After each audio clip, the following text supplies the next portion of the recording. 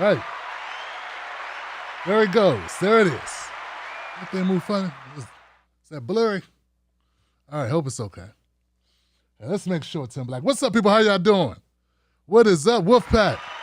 What's up, Johnson? How y'all feeling? What is the goings-ons? What is cracking? Let me just check a couple things. Oh, it's okay. It's okay. We good. We straight. Let me bring that down a little bit. The dome be like blasting. Okay. Apply. Okay. Okay. Good enough.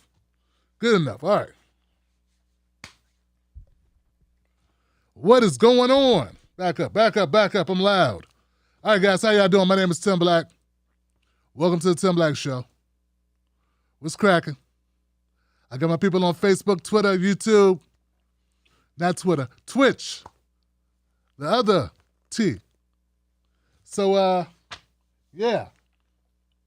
Okay, guys. I got a new show. I launched it today. I'm going to start doing it during the day.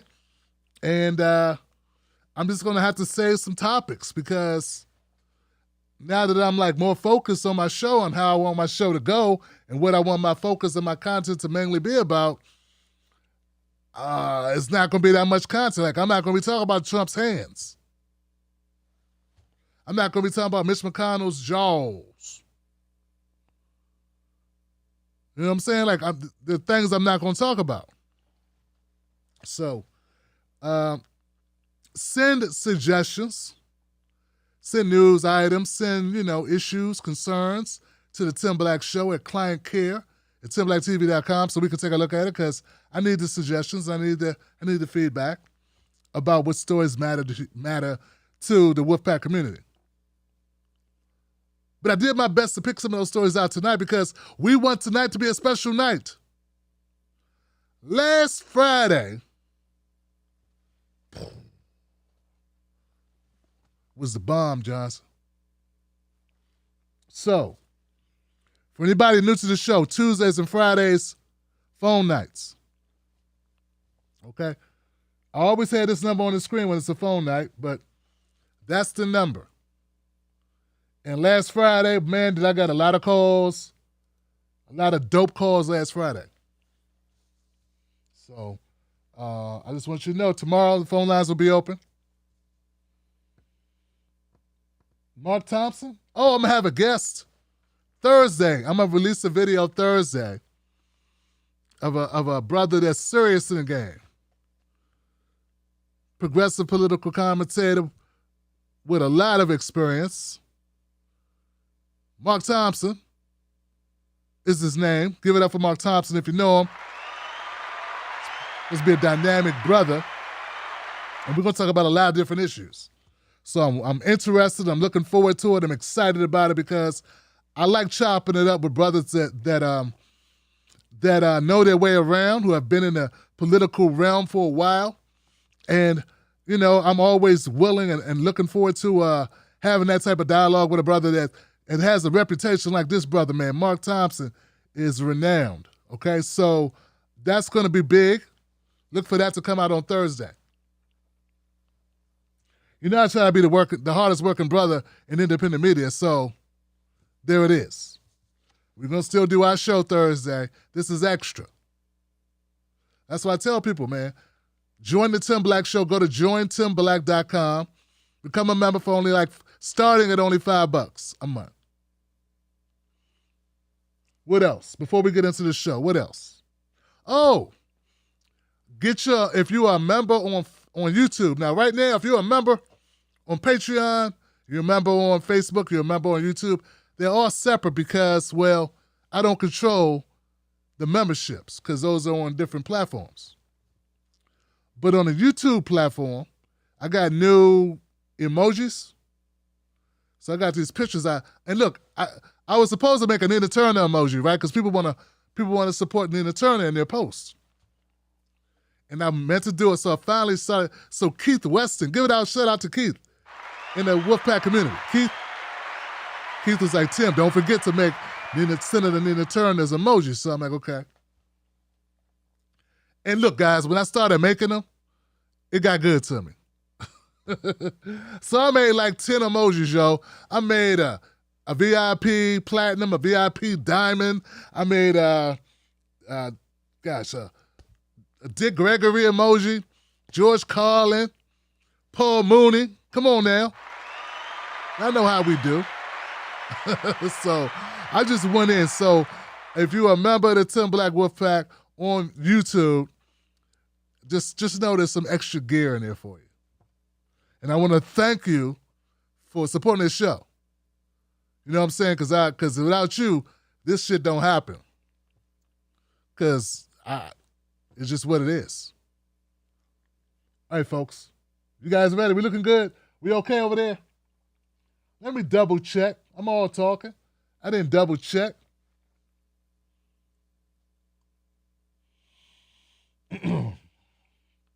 Wow, what's going on? People talking about the heat. I read something that said Canada had a record high of 116 degrees. 116 degrees.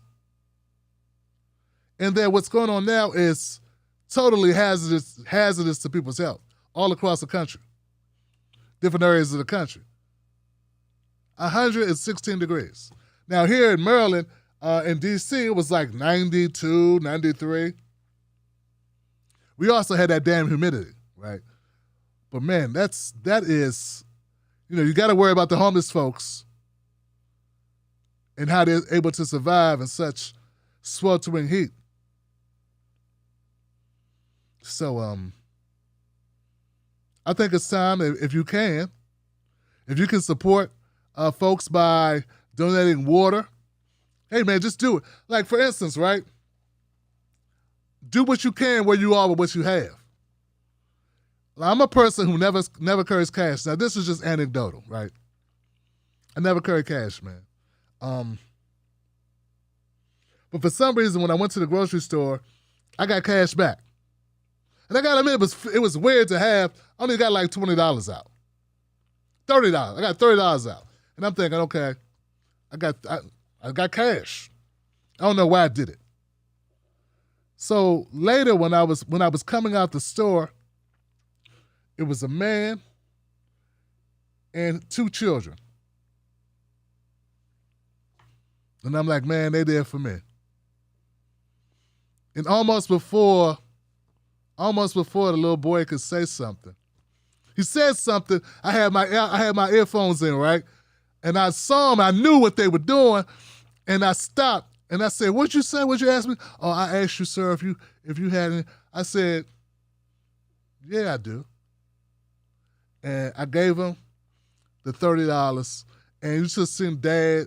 I said, man, thanks, big man, And the kids' faces lit up. And I said, you're welcome. Thank you.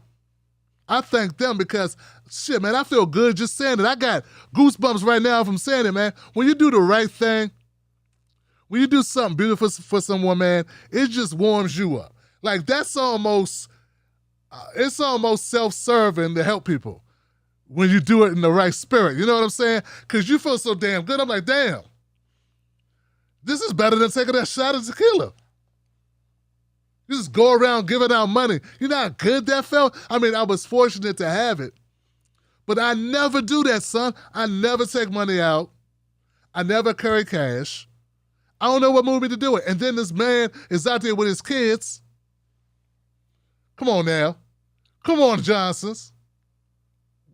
That's why it happens.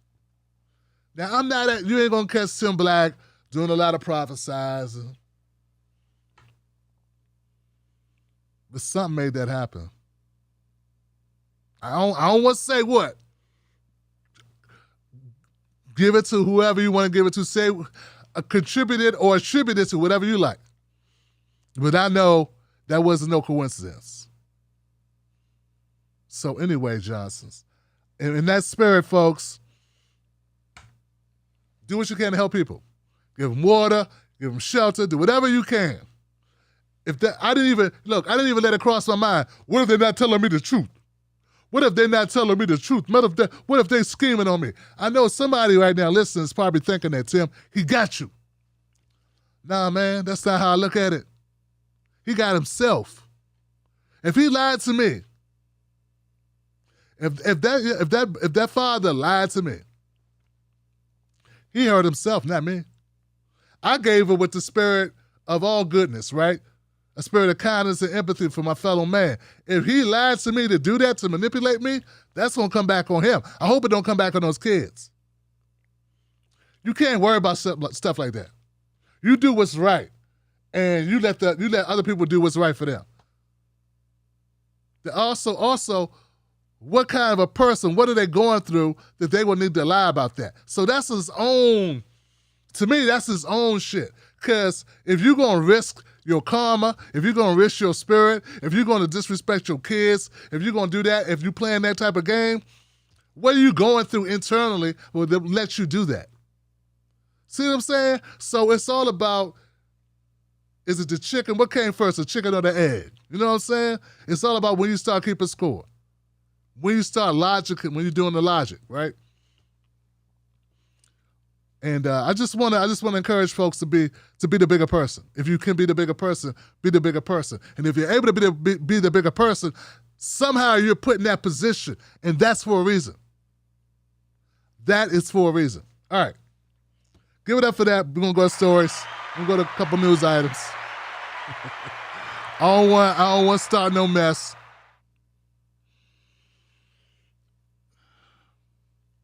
Can I get in trouble real quick, though? Come on, fam, real quick. I got to say this. Two things. First thing is this, man.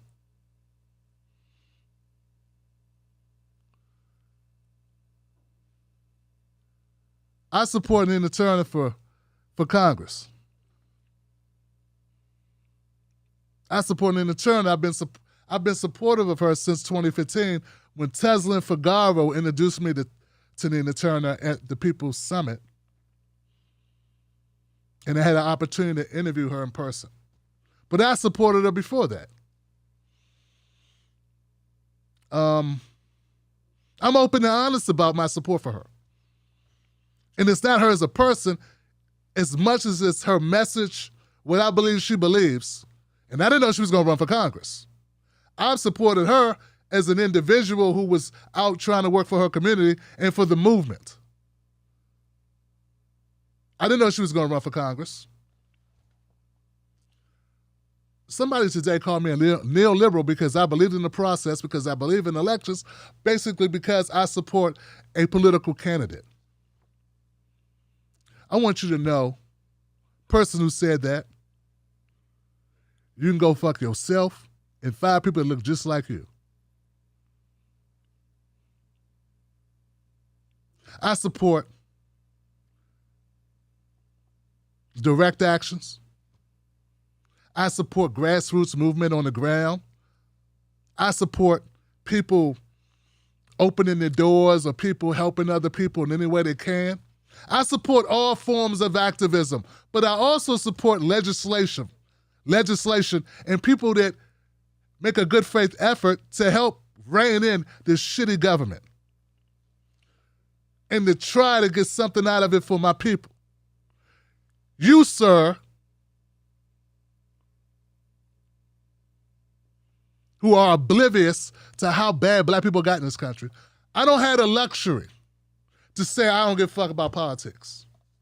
If it wasn't for politics, there would be no white middle class. I didn't hear your ass say that when they was creating a white middle class for your ass.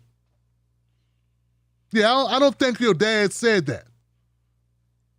Or your great-grandmother, your grandmother, or your grandfather. I don't think they said politics don't work for them. They took advantage of that New Deal. Yeah, they did, Johnson. Oh, so now it's fuck politics. Now that we still stuck with 10% of the wealth of the average white family. We still stuck, as Ta-Nehisi says, with a black college graduate having less wealth than a white high school dropout. And now you want to say to me, well, he believe in politics. He a sellout. He a coon. He a neoliberal. And that little $25 you sent me, guilt money, take that $25 and give it to a homeless person. You know what? I'm going to take it because I don't trust you because you don't give a shit about nobody. I'm going to take that $25 you sent me. You felt bad about this. I'm going to take that and I'm going to film it. I'm going to give it to a homeless person. I'm going to find somebody who needs that money because I don't want your money, homeboy. Now you go here back to watching your toxic, fake progressives. You know, you fake progressives who less than a year ago were supporting Tulsi Gabbard, who was running for office in this corrupt system. You all of a sudden now you see the light. All politicians are shit after your politician lost. After your politician lost, now you see the light. What the fuck has changed between 2020 and 2021? See, in 2020, it was okay to support a candidate. It was okay. You supported Tulsi, or you supported Andrew Yang, or whoever you supported. Now, 1 year later, I support Nina Turner, and now I'm a sellout. I'm part of a regime. I'm a neoliberal. Fuck you. You're illogical. You're grifters. You're phony and you're hypocrites. Why you just can't say you hate a brother? Just say you hate my ass. Don't present it with fake, fuzzy-ass logic to try to justify your contempt for a brother talking about his people and fighting for his people. Just say you don't give a shit, because I know you don't, and be about your way. I'm not on your timeline. I'm not in your shit. I don't comment on your stuff. I don't make videos about y'all. Tell your people that sent you and them fake-ass leftists that you support, tell them I said kiss my ass. And any of them, we can always sit down and have a conversation like men. Or man to man, or man to woman, or whoever it is. We can live stream that shit. Instead, you want to send trolls at me and talk shit behind your paywalls. I'm right here, homie. I'm right here. Some of y'all I met in person, and I know you ain't time enough. I know you. I met you, remember? Pissing on yourself when I looked you in your eyes. I know you. I'm not the one, Playboy. You scared now, and I'm just talking. Y'all a coward. And you misleading vulnerable people who are either vulnerable, ignorant, fooled, or giving wrong information, and some of them are just plain bigots. That's what I mean. What can we say? What can we say?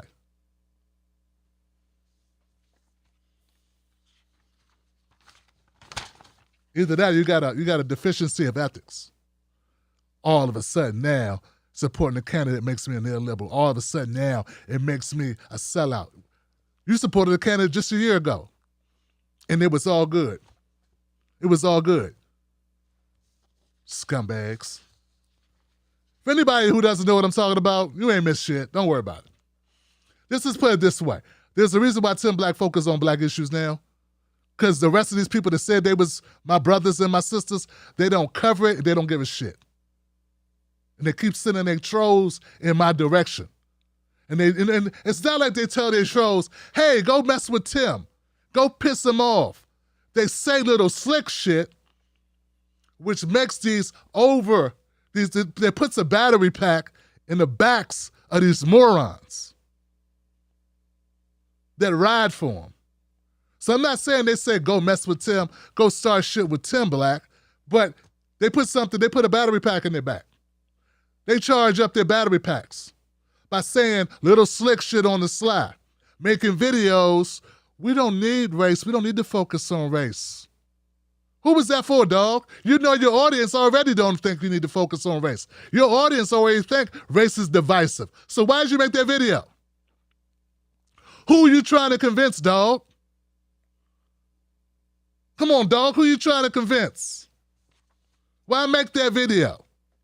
Who was you talking to? And who are you trying to influence?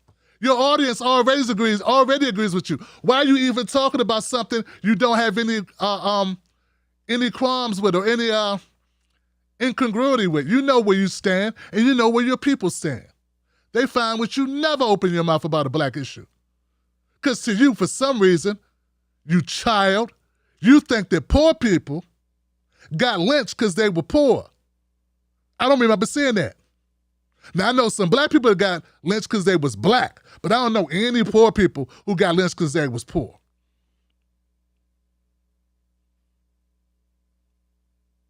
You don't care about stats. You don't care about facts. Unless they suit your agenda. All right, I'm done with you. Done. You're done. All right. Now we're going to start here. Now, if you watch my show during the day, well, it wasn't really a show. It's just a conversation. We just chop it up. You know what I'm saying? But if you called me earlier today, I was talking about Whoopi Goldberg. Because Whoopi Goldberg was trending on Twitter. And when she was trending on Twitter, I got curious.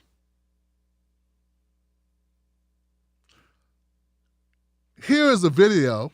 Now, I hope I can play this. Bear with me, y'all. I'm going to try to watch the monitor this. But here's Whoopi Goldberg knocking this dude out, Hassan, going after him about how hard and how much work Joe Biden and all the old blue dog Democrats did for the world.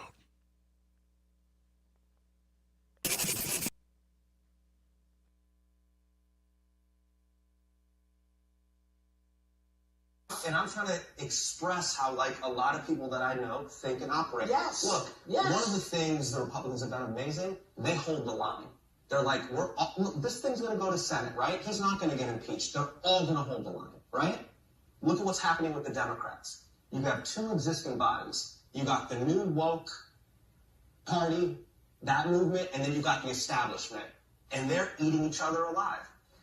You know what? That's the truth. That is not so. It is not so. Stop listening to the media who is leading you in a direction that is bullshit. The way they talk about Joe Biden, they're like, I cannot fucking stand this. The establishment. I'm sorry, that might be the VP. I don't want to fuck that. But here's the thing that you're missing. We've been doing all that work. That all these 5-year-olds say, well, y'all haven't been doing that bullshit. What do you think? How do you think apartheid changed? We did that. That's what Joe Biden did. Nobody does everything the way you want them to do it. But goddamn, do not put down the people whose shoulders you're standing on.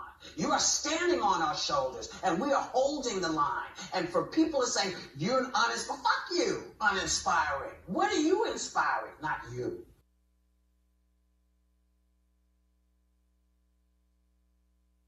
Okay. So I saw this trending, and I saw a lot of the comments, and they were very supportive of Whoopi Goldberg for the most part. For the most part. There were people just giving her all types of flowers and bouquets, rose gardens. Because she's telling the young people what they need to know and how much work the Blue Dog Democrats put in, and you're standing on their shoulders. Wait for them, we wouldn't be where we are. So, a little bit of more investigation. I want to dig into this claim that Whoopi Goldberg made about Joe Biden stopping apartheid. And then, hey, look, guys, I found a clip of a very impassioned speech that Joe Biden made 1986. He made a speech against apartheid. Fair, hold on. Fair is fair. Let's hear him out.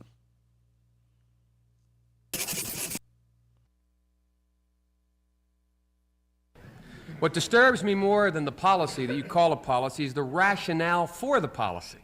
The rationale for the policy.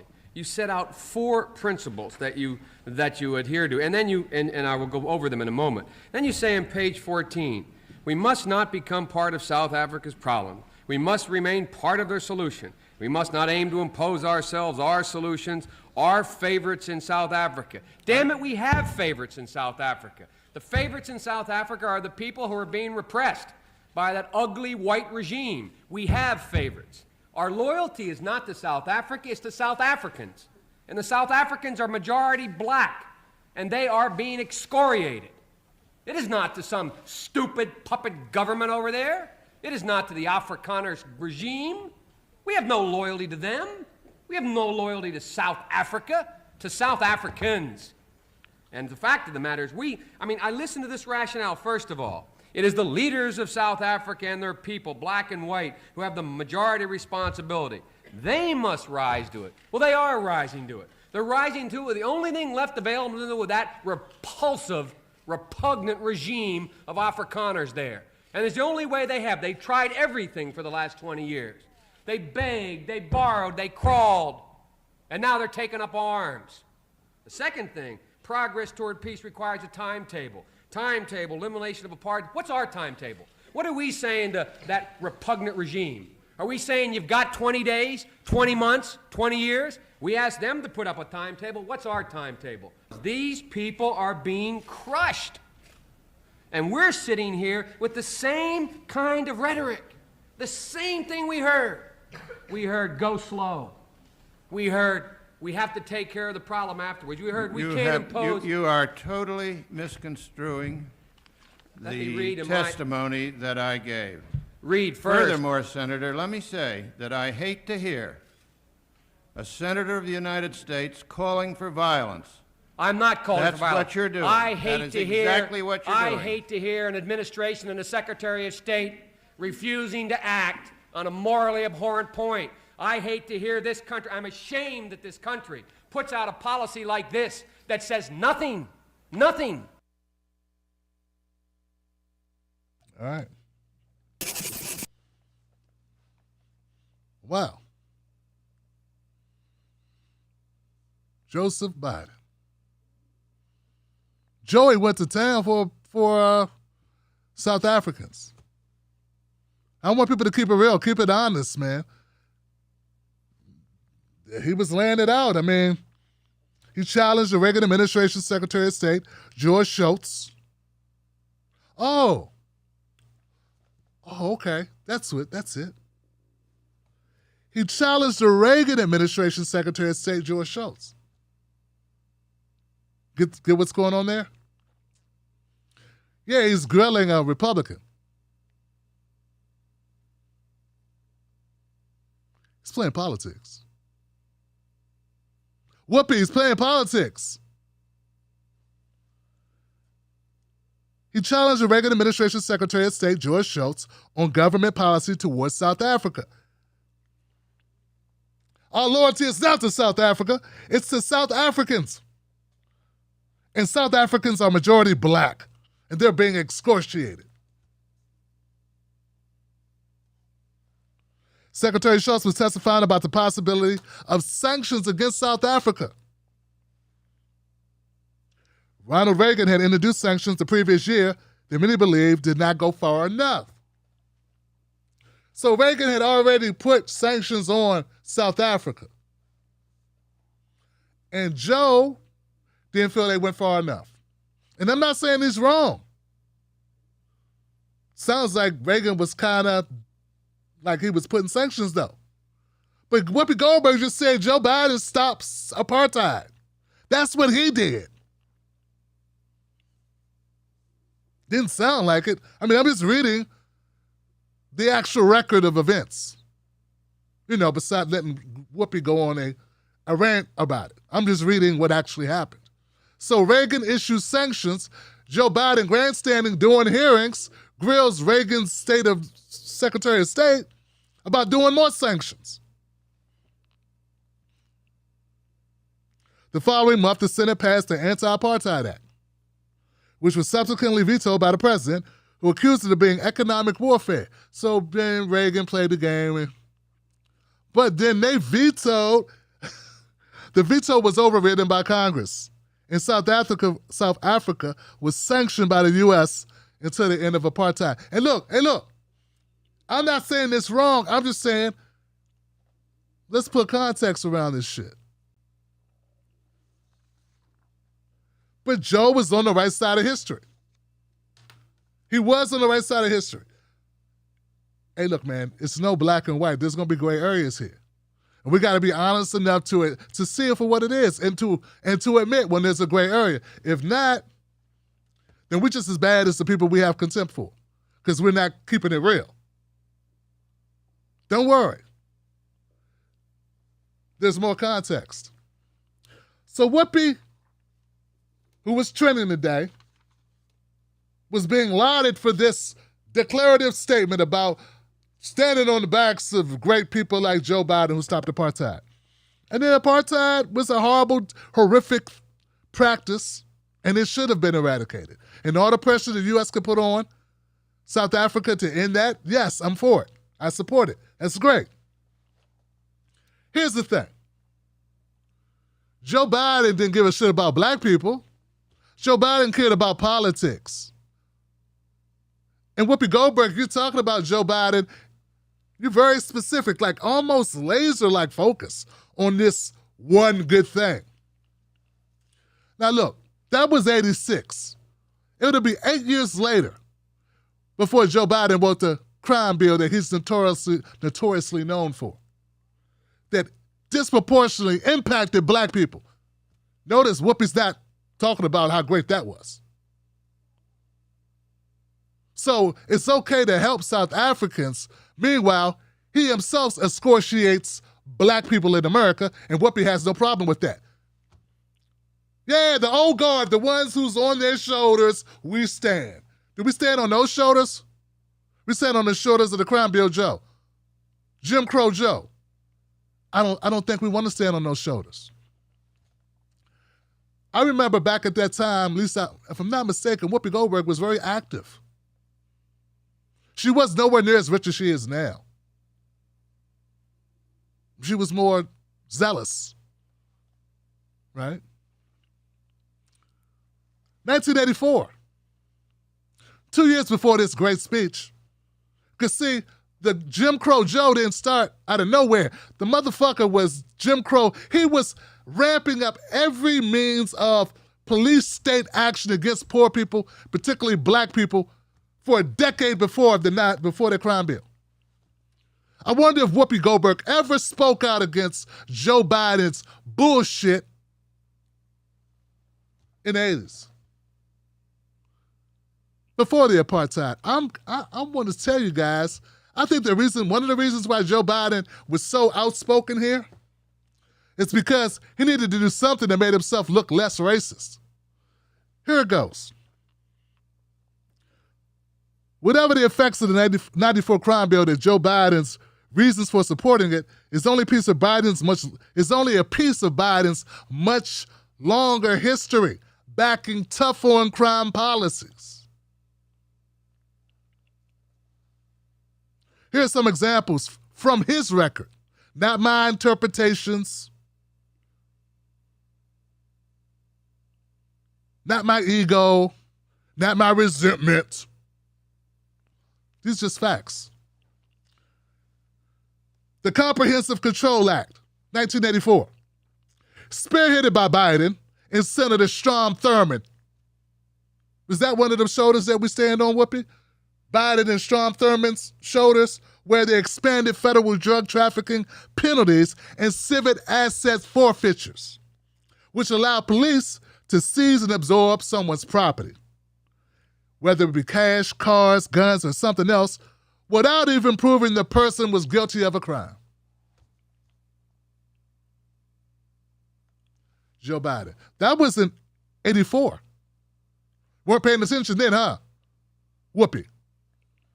Anti-Drug Abuse Act of 86. Same year that he was saying this about South Africa and how the poor blacks were catching hell in South Africa. He did the Anti-Drug Abuse Act of 86. This law, sponsored and partly written by Biden, ratcheted up penalties for drug crimes. It also created a big sentencing disparity between crack and cocaine, powder cocaine. Yeah, that's the guy. 10 times as much time for the way black people were consuming the drug because it was cheaper and the high was more instantaneous. 10 times the amount of time. Shit. I'm sorry. Damn.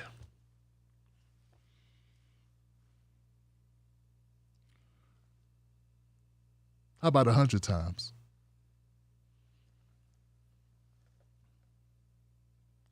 This law, sponsored and partly written by Biden, ratcheted up penalties for drug crimes. It also created a big sentencing disparity between crack and powder cocaine. Even though the drugs are pharmacologically similar, the law made it so someone would need to possess 100 times the amount of powder cocaine to be eligible for the same mandatory minimum sentence for crack. See, for crack, which was predominantly in the black neighborhood, it was mandatory sentences. Not so much for the guys in the valley. But no, he wants to wax poetic. He wants to get all loud and say it with his chest about the blacks in South Africa. Meanwhile, blacks in America catching hell at his pen, at his hand. And where's Whoopi? I don't remember hearing Whoopi make Whoopi about what the fuck Joe Biden was doing in 1986.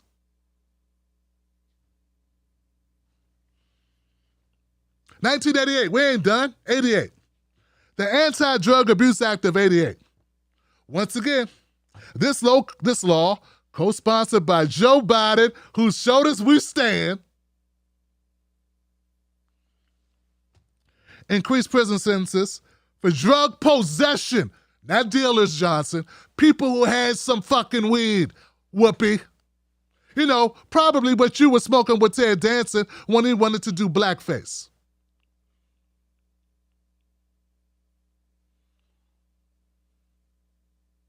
Back when a sister act was a one-woman show on Broadway. Hey, man, I wouldn't come for you if you didn't come for us with this bullshit defending the old guard. And let's just keep it real. Defending your damn wallet every chance you get. I don't got no problem with you selling the fuck out. A lot of older black people with money do this shit all the time. And white people, y'all been doing this since shit began. You've been selling us. Okay? So this ain't just about Whoopi. But today, I got time. Today, I got time. All these numbskulls running around retweeting this fucking speech by Joe Biden, up here clapping for Whoopi. Talking about she bodied dude, Hassan.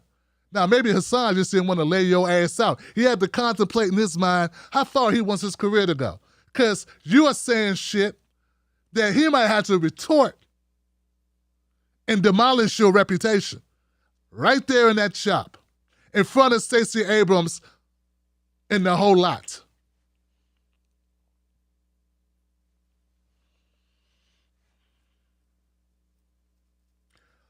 I'm gonna end this tirade. Well, it's not a tirade, I'm sorry. This autopsy on how fucked up the old guard really was when it comes to black people. Black people with a substance abuse problem, or black people living beneath the poverty line, or black people with low unemployment, with high unemployment, lack of resources. But I want to point you to this before I end it. In 1989,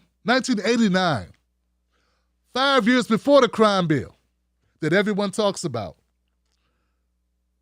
at the height of the punitive anti-drug and mass incarceration politics, Joe Biden even went on national television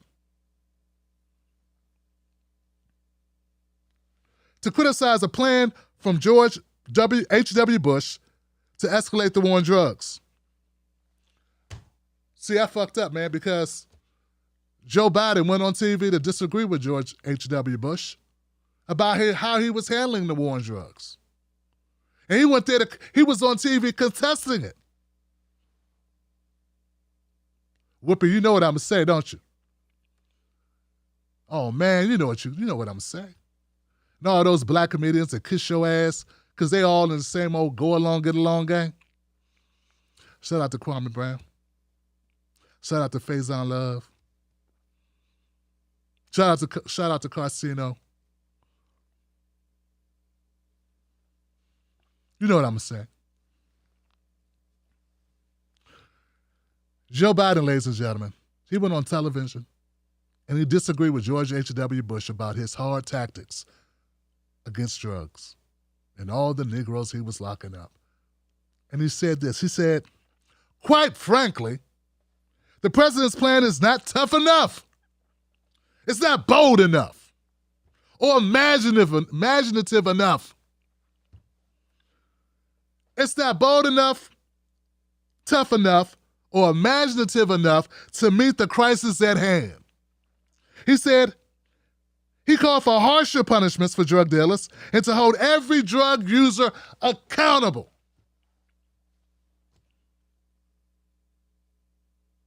Biden added, George H.W. Bush's plan doesn't include enough police officers to catch the violent thugs. Some tells me Joe Biden wasn't talking about white boys in the valley doing coke. And some tells me that's not who he's talking about when he says violent thugs. Smells like super predators. Oh, not enough prosecutors to convict them and not enough judges to sentence them. Man, Joe Biden was making a play to get rid of all y'all motherfuckers. All the Negroes gotta go. All the poor Negroes. Lock them all up, throw away the key. Not enough prison cells. Not enough prison cells to put them away for a long time. This was a direct call for mass incarceration. National TV. Outrighting the Republican president.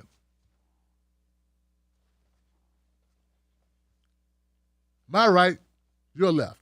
To do this outright, right flanking. Sort of like what he did to Trump in a lot of ways. Yeah, he ran to the right on a lot of shit, like foreign policy. Yeah, just in 2020. Whoopi, it's okay. Like, once again, it's okay if you secure your bag. I get it. We come from disenfranchised people. We don't have the support, the resources. We live in a racist country. Yada, yada, yada, yada. I get it. But you do not have a right to change the historical record and cherry pick and leave out all of this shit. All of this shit that matters. If young people want to challenge the system, they should. It's their country at this point. You about to leave. I will be joining you not far from, not far after. Well, who knows? You may outlive me because I have no health care. I'm sure they could patch you up for the next 40 years. But if young people want to challenge the status quo, I support them doing it. It is not courageous to defend a Democratic president as a Democrat. What courageous would be you criticizing a Democratic president and challenging the status quo. And that goes for all y'all. You don't know what a patriot is. And stop getting your panties in a bunch every time somebody has an unmitigated goal to challenge your paymasters, your donors, and the people that signed your goddamn checks. Because that's really what it's all about. Making sure you secure the bag. All right.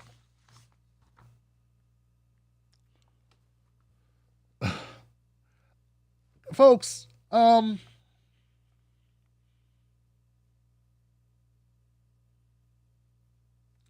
okay, here we go. This is crazy. Okay, I ran next story. I'm sorry, next story. Put a pin. No, let's move on to the next thing. I could keep going on that. There's more, but I think we proved who's a hypocrite.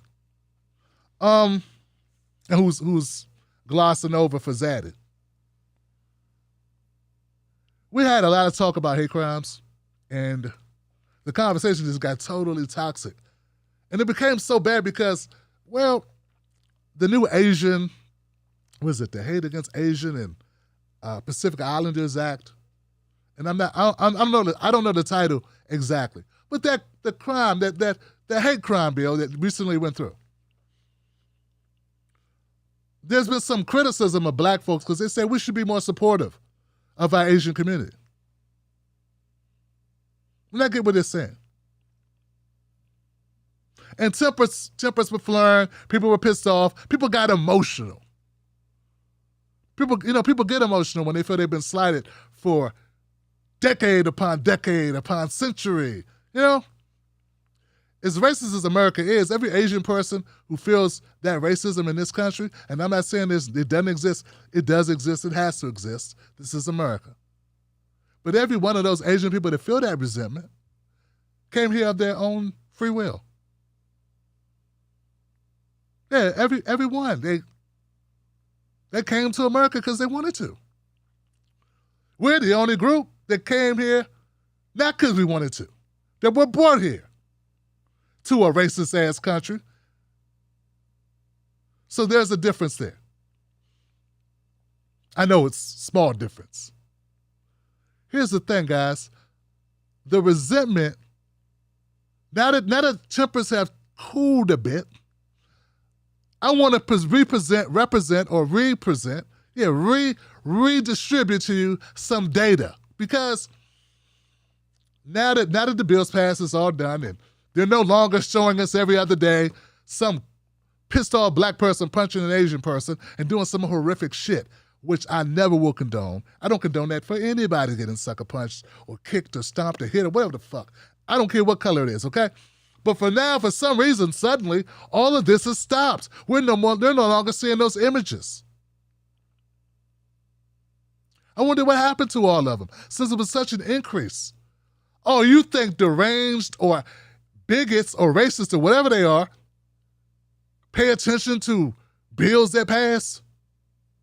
Look, dog, I'm not saying that people want to go to jail, but I got a strong feeling that most people who commit crimes don't be checking statutes when they do this shit. I don't think Klan members was lynching blacks and going, uh-oh, they just passed that bill. We in trouble now, Jethro. Uh-oh, we need to cut her down because we just did a bad thing. We don't want to go to jail. Now, the point is, those bills have very little effect. And my thing is, where are all those crimes that were happening earlier? And I have a point. Here's the point, guys, and this is what I was telling you. This is my point, folks. Service is something those two victims had in common. Let me frame this. I got to frame this right. Okay? Here we go. This is what I was saying. The number of race-based hate crime incidents in the U.S. in 2019, this just came out in 2020. I don't think they put together 2020 yet. But let's say it's changed a little. So take this with a grain of salt that it may have changed a little. Also remember that hate crimes have historically been underreported. Just like other crimes. When's the last time you reported someone breaking into your car? Women often don't report when they're sexually assaulted. But let's look at the numbers that we do have, because that's all we have are numbers. We gotta use the numbers. If we don't use the numbers, right? If we don't use the numbers that we have, then we're just talking. So let's use the numbers. Let's use the numbers as a starting point. Okay? All right, back to the graphic.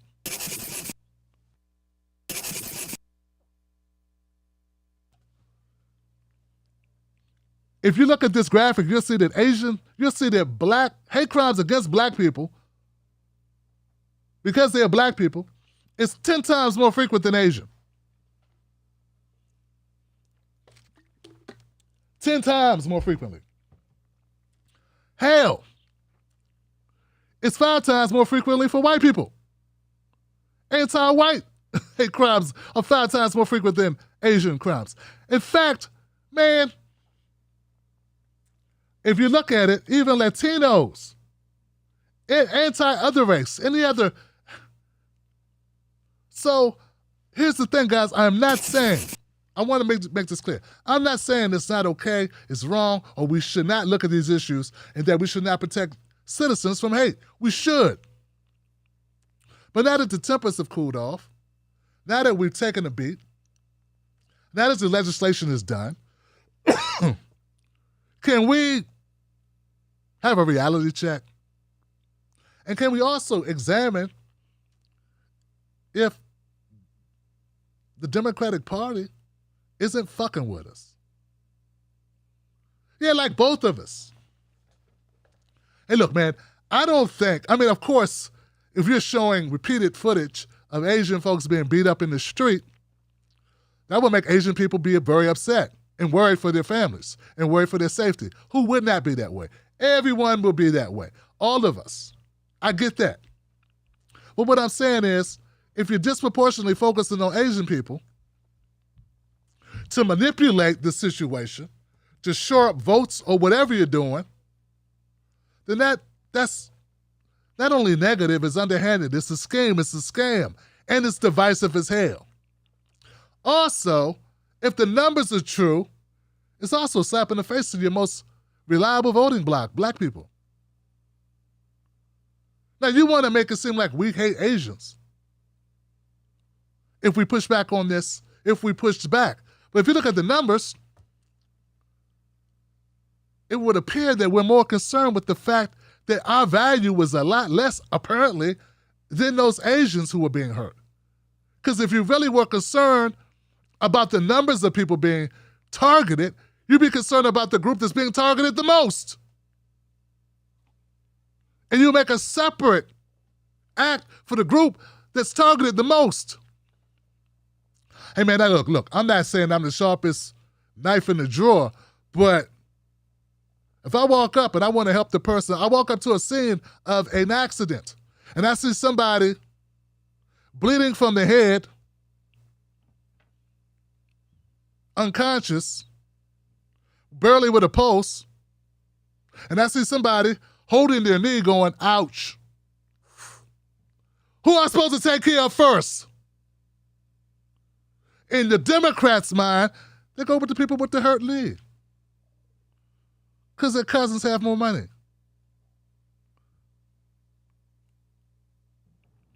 That's how it feels. It defies logic. It defies common sense what they did. Recently, there was a hate crime. There was a hate crime in Boston, Massachusetts. Here goes a clip of it. Now, I'm going to play a clip of it, but just so you know, some white guy got pissed off, drove a stolen box truck and destroyed a house. He gets out of the truck with a loaded gun and starts looking for people to kill. He sees white people. He sees Asian people. He skips them and shoots 2 black people. He literally walked up with his gun, looked at the Asian person, looked at the white person, and kept walking. And waited till he found Negroes and pulled the trigger.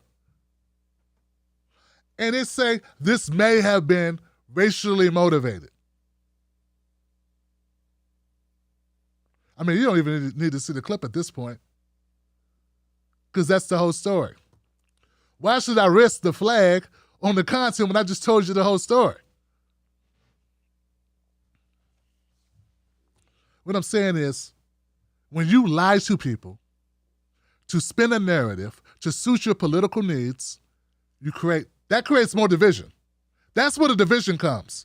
The division comes from the fucking lies. The people that realize you lying, whatever color they are, go, screw this. It's all bullshit.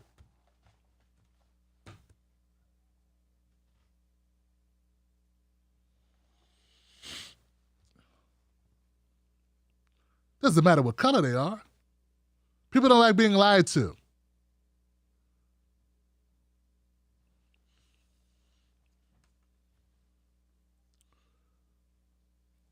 The Democratic Party has made a practice of fooling us, manipulating us for votes. The Republican Party plays to the racists in their party and lies about us and manipulates us, manipulates their base with a bunch of bullshit narratives in order to keep them firmly in their pocket. Or to stay firmly, securely in their pockets, I should say.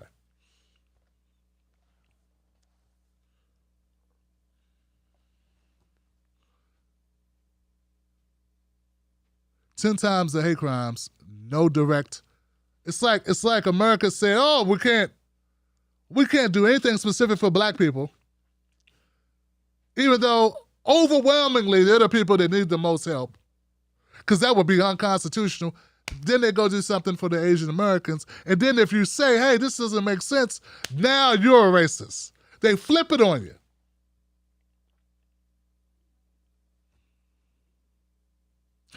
And then you got people that say to even discuss racial issues is divisive. Sounds like we can't win for losing. Last but not least. Well, not last, almost last. Now, this is so horrific. Guys, I just saw the title of this. I don't know how I saw it, but I said I have to tell somebody about this. This is how bad policing is in America. I mean, this is beyond. I know I talk about policing a lot. You know I talk about ending qualified immunity. I support the endqualifiedimmunity.org, the campaign to endqualifiedimmunity.org. Ben and Jerry, they've both been on the show talking about it. They got a book, Above the Law. Become a End Qualified Immunity member of the Tim Black Show, and you get a free book, which is basically we buy the book, we send it to you. Hopefully you stay a member because we bought you a book. That's how that works. But that's how you get the book. It's not a free book. I front you the money, I buy you the book because I want you to have the book that bad, okay? So go to Join Tim Black and do that. Because I put my money where my mouth is. It ain't a lot of money. It ain't been a lot of books I sold. But I want the word to get out about ending qualified immunity.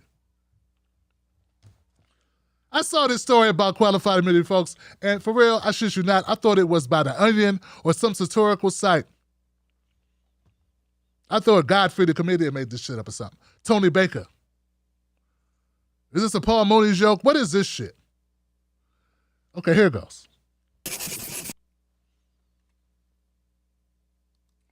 Detectives. Oh, my bad. That's about the George Floyd defacing of the,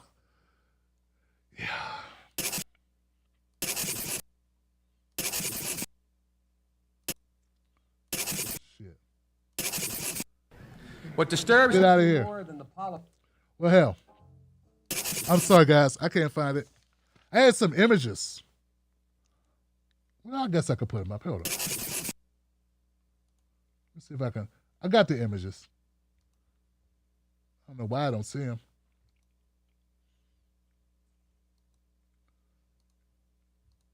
Yeah, there's somewhere. I have this somewhere. This young man here. This goes back to 2017. And his name is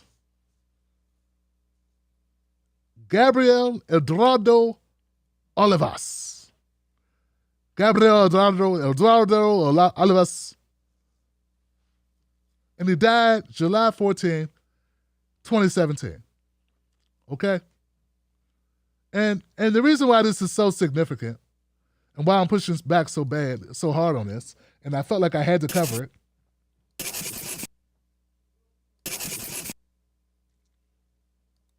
I can't believe I don't have this. Oh, here it goes.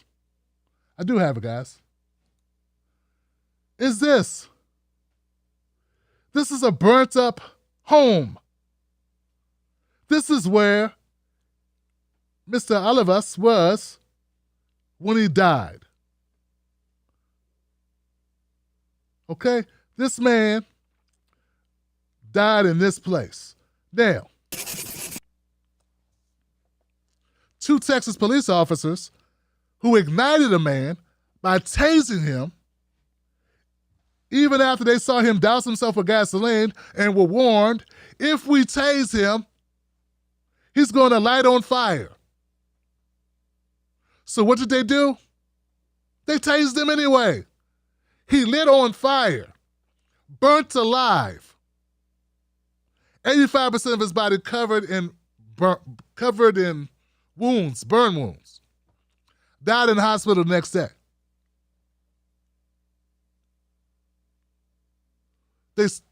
The man was suicidal. The family calls the police and said, hey, my dad is suicidal. He's out of his mind. He's threatening to kill himself. They get there, they say, he's pouring gas. They see him pouring gasoline on himself. I'm going to kill myself. I'm going to kill myself. Police say, what do we do with him?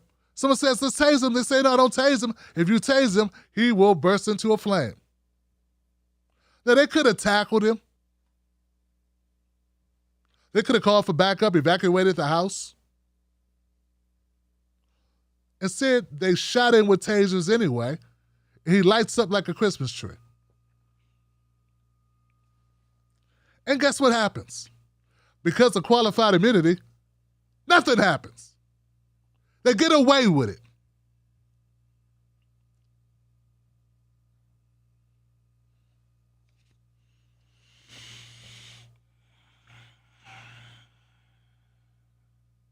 Unanimously siding with the officers, the Fifth Circuit Court declared that neither officer's conduct was unreasonable. Hey, a guy covered in gasoline and you know he's going to burst into flames? It was reasonable to burn him alive.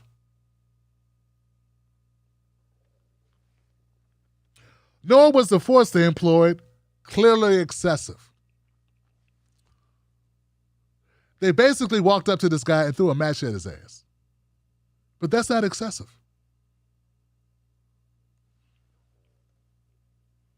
There was no constitutional violation. Sometimes you gotta light people on fire. The crime he committed was having a mental breakdown, an episode, being suicidal. That's it. He hadn't shot 7 people in a South Carolina church. He hadn't ran around and went to different massage parlors killing people. No. He was threatening to hurt himself. That's it. But they so scared he gonna hurt himself, they speeded up the process. And then none of them are held accountable because this is such a freaky story. How could a cop know you shouldn't light a person on fire who's covered in gasoline? Except the fact that they said there at the scene before they shot him with the taser, if we do this, he's going to burst into flame. And still they're covered by qualified immunity. Because cops are too stupid to know what they just said they knew.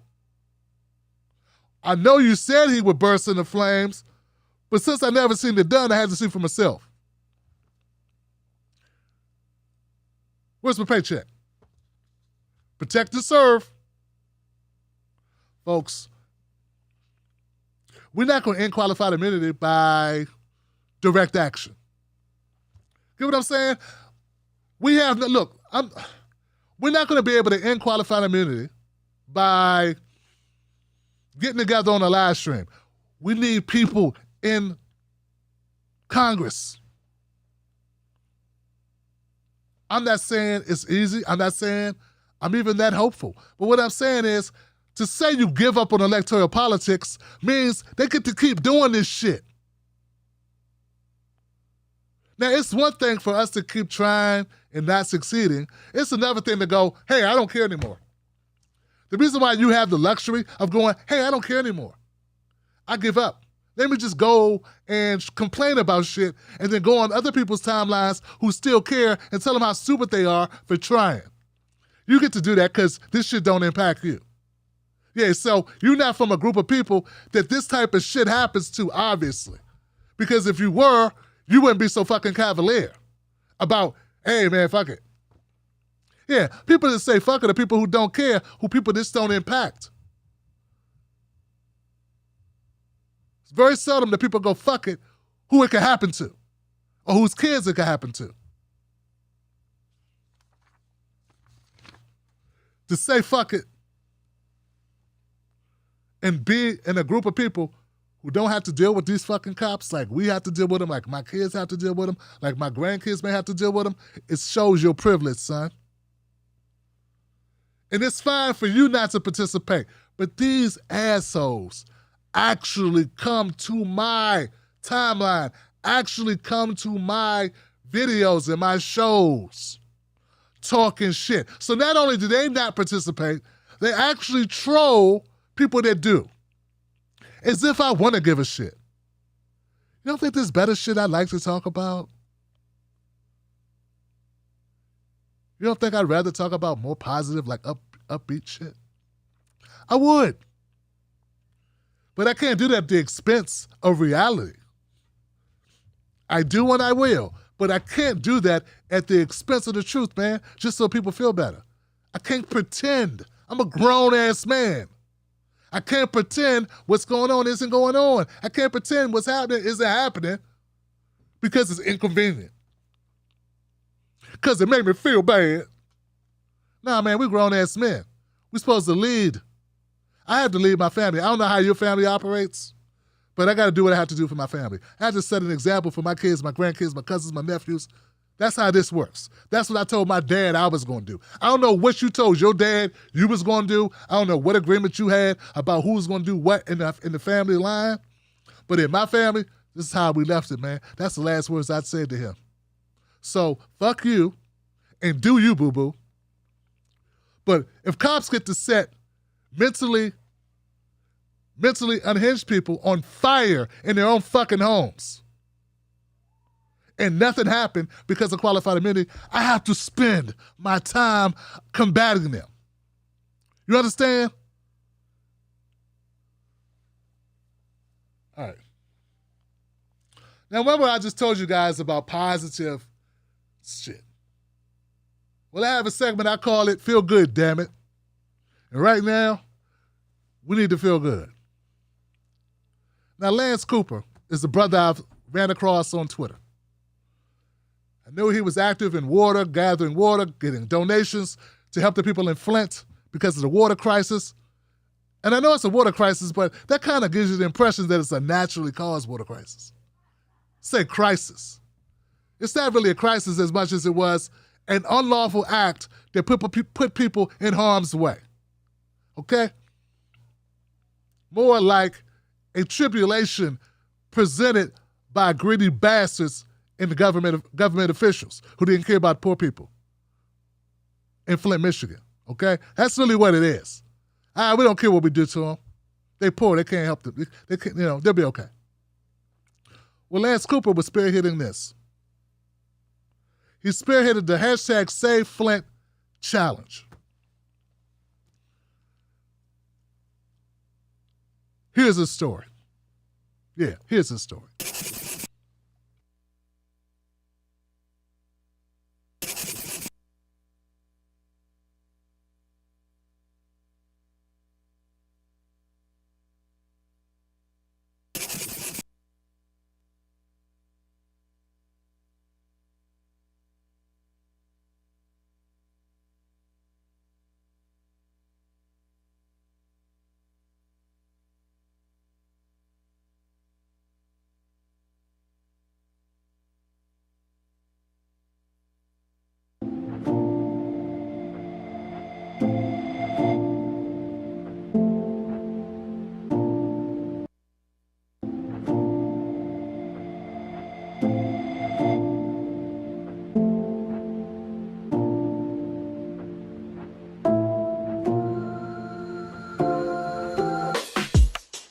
My name is Lance Cooper and I'm from Richmond, Virginia.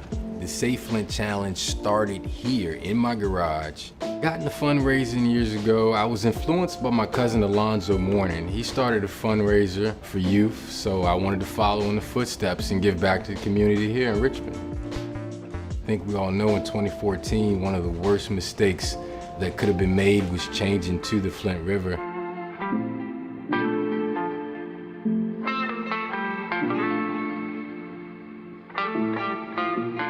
13 people died, Jasmine McBride being one of them in the most recent in February of 2019. So I felt the strong need to pretty much keep Flint topic of discussion and just keep this story going, because it has been forgotten by the media as well as our government. What I didn't want to happen was the citizens of the United States to forget about them.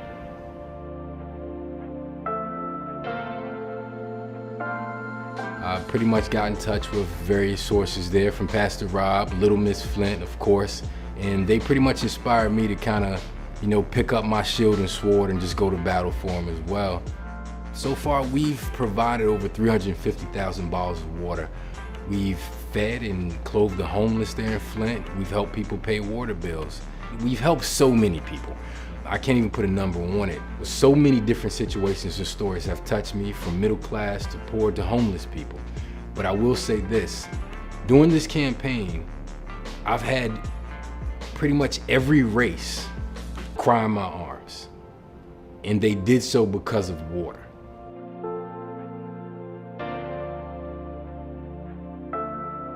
In my better world, it would be a world where everybody is building bridges to create progress and help other communities.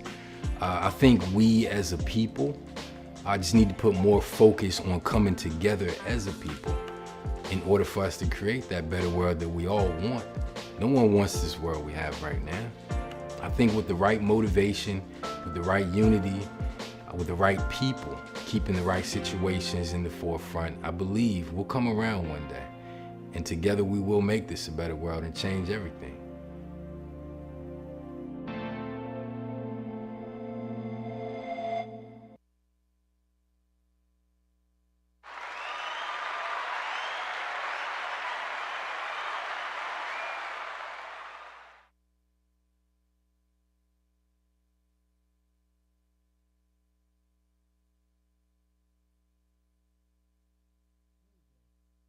There we go. One more time for Lance Cooper.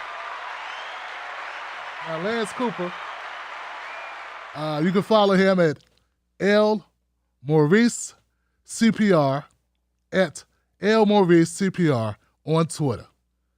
And tell him Tim Black sent you.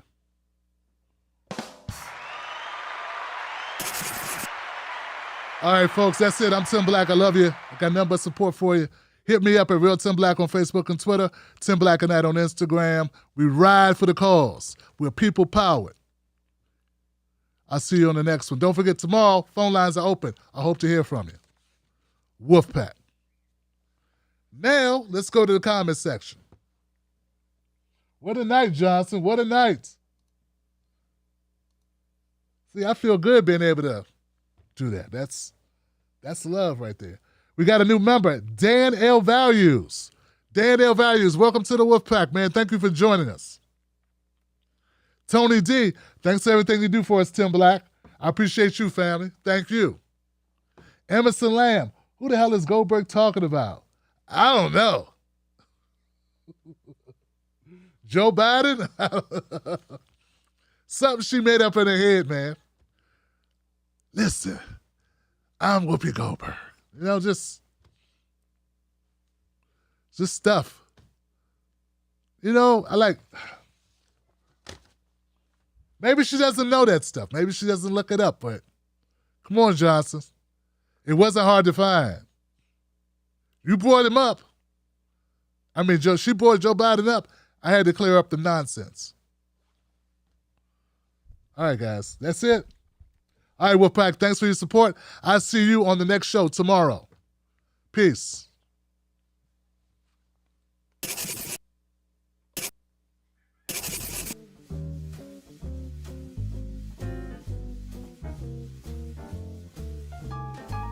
Most news shows are suspect. They don't focus on Black issues.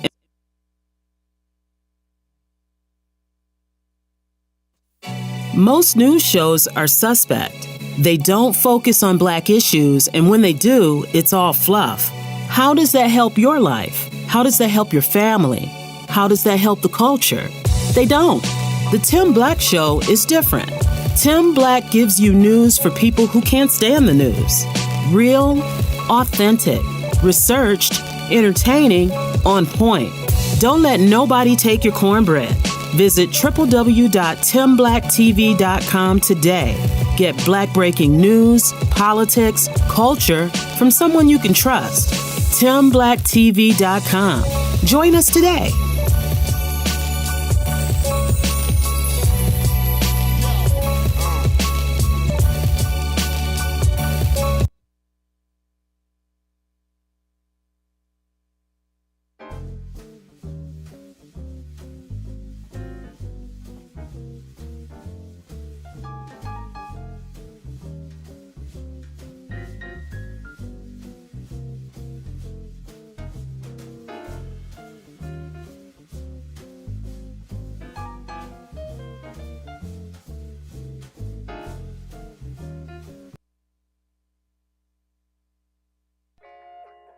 Let me ask you something. Do they know us? When I say they, I mean the talking heads on cable news. Do they know you? I mean, they talk about the world as if it's a sport. They play political games, report on our pain, rack our brain to feed the stock exchange, but do they know us? Do they know what we care about? Nope. They're too far away. They can't see us. They can't feel us. They can't relate to us. See, when you want to know what's going on in your world, trust someone who lives in your world. Subscribe.